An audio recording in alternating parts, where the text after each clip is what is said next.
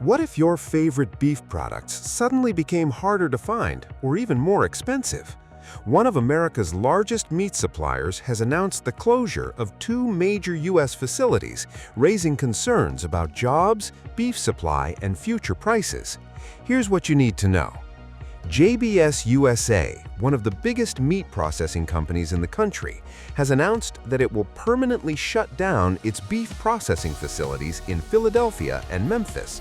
The move will result in the loss of approximately 2,000 jobs. JBS CEO Wesley Batista Phillip said the decision was not made lightly and acknowledged the impact it will have on employees and local communities. The company says it will work to support affected workers while shifting operations to other facilities.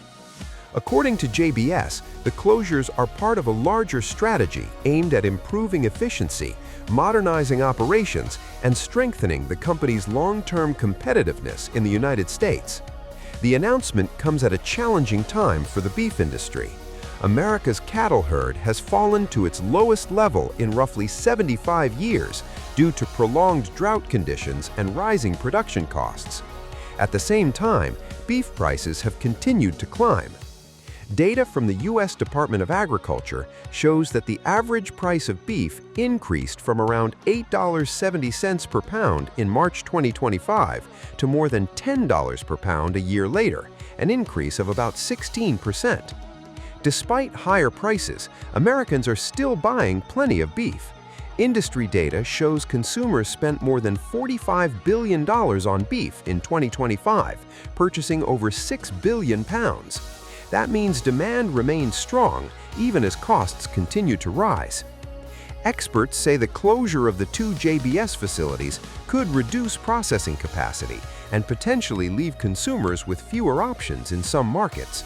However, it is still unclear whether the shutdowns will have a major impact on beef availability or prices nationwide. Meanwhile, JBS is also making changes in its poultry business. Its subsidiary, Pilgrim's Pride, plans to shift some chicken production from Tennessee to Georgia. While the company is investing $75 million into the Georgia facility, nearly 350 employees are expected to lose their jobs as part of the transition. These changes come as JBS continues to face financial challenges. The company reported a net loss of $279 million during the first quarter of 2026, compared with a loss of $158 million during the same period last year.